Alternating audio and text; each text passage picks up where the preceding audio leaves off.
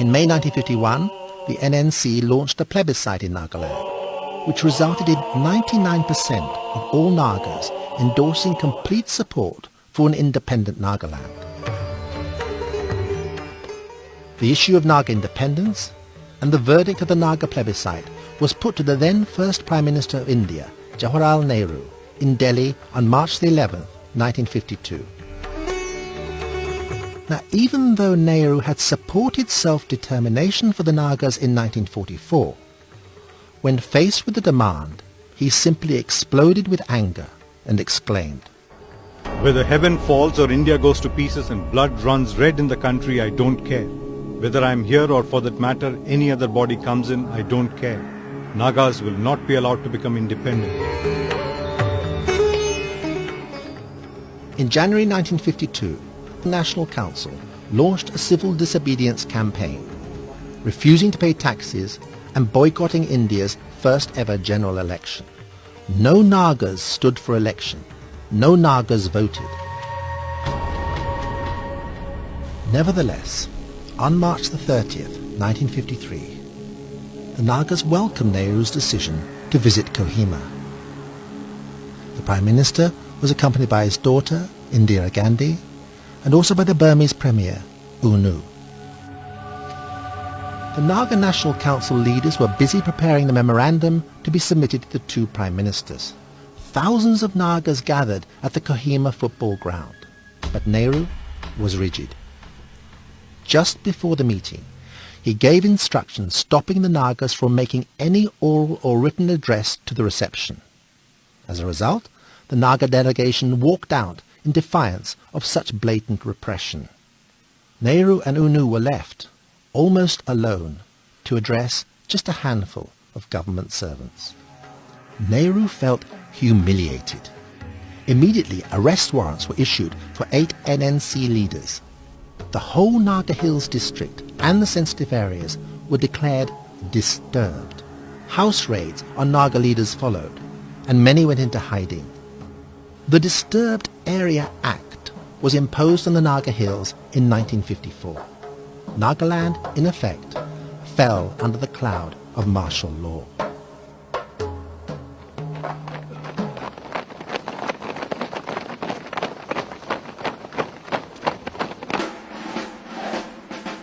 Realizing the danger of armed repression, on August the 10th, 1954, Fizo entered into agreement with the leaders of Free Nagas and formed the Naga Country Guard to oppose the Indian Armed Forces.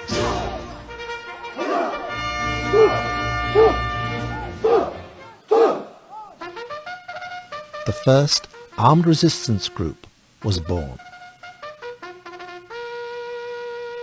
By 1955, the Indian Army, or the Jawan, moved into Tuensang. The Assam Disturbed Areas Act of 1955 was introduced to enable the Assam Armed Police and the Assam Rifles to act without any legal restriction whatsoever. A reign of terror broke out, and the open war commenced, a war that has brought heavy casualties and loss of life to both sides for many years.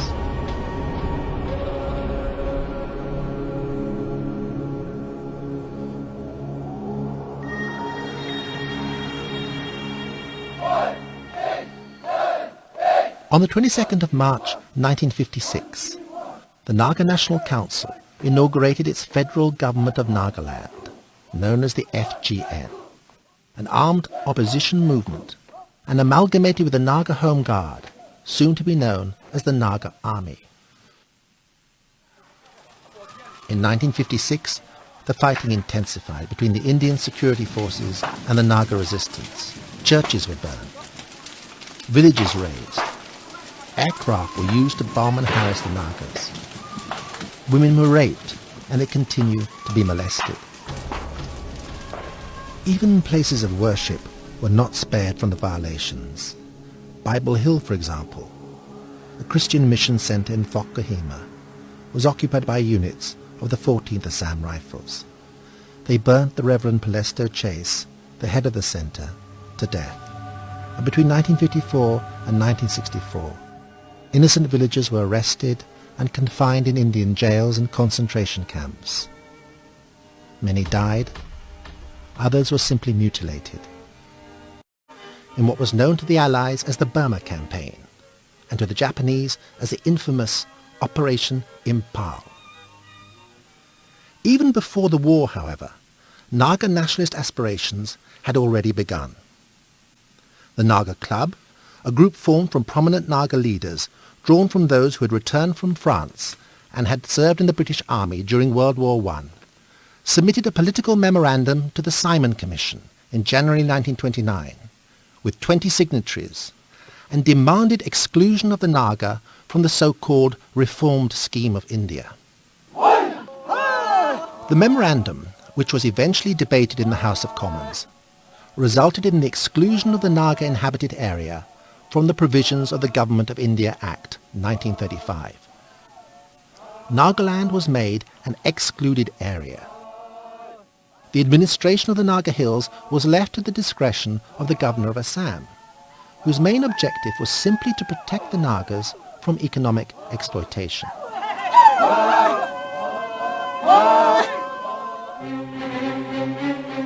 From 1939 to 1945, the Nagas negotiated intensely with British India for independence.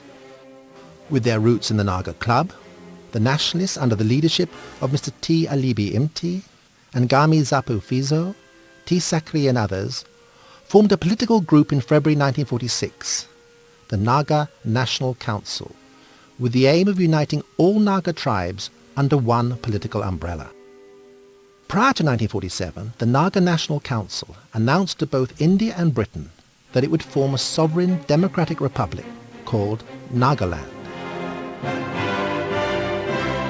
In June 1947, the Governor of Assam, Sir Akbar Haidari, negotiated with the NNC on behalf of the Indian Constituent Assembly and signed a 9-point agreement with it. The last point of the agreement was the most controversial. After 10 years of the agreement's implementation, the NNC would be asked whether it wished the rest of the agreement to be extended for a further period, or wanted to reach a new agreement regarding the future of the Naga people. However, on the very same evening of signing the agreement, Sir Akbar Haidari warned the Naga leaders that if the Naga Hills district refused to join the Union, India would use force against them. Despite this warning, the NNC wasted no time in defying the Government of India. The Naga National Council declared complete independence of the Naga people on the 14th of August 1947, one day before India itself declared its own independence. Then, at the end of 1948, Sir Akbar died of a massive stroke, and with him also died the Naga's agreement that he had negotiated. The Nagas are quintessentially a hill people. The name Naga is derived from the Burmese word Naka, meaning literally people with pierced earlobes. The name also possibly has its roots in the Assamese word Nogga, meaning naked. Today the Naga number over 3 million people, and they are widely dispersed throughout the Indian states of Nagaland, Arunachal Pradesh, Manipur, Assam, and parts of Burma too. Nagaland has always been a country of tribal democracies, quite free from the domination of a single person, such as a king or prince or dictator, and in all there are more than 30 tribes. They have always lived proudly in harmony with nature, leading a simple and utterly independent way of life. In the past, headhunting was widely practiced by the Naga as a way of affirming and sustaining their culture.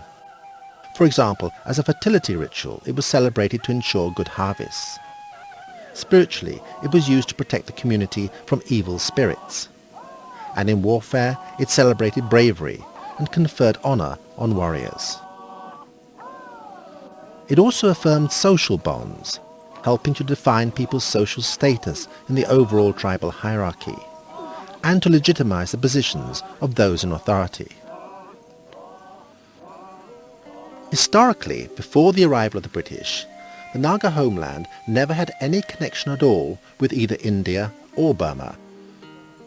The first British contact with the Nagas was in 1832 in the Ngami country, where the Ngami resisted, fearing conquest.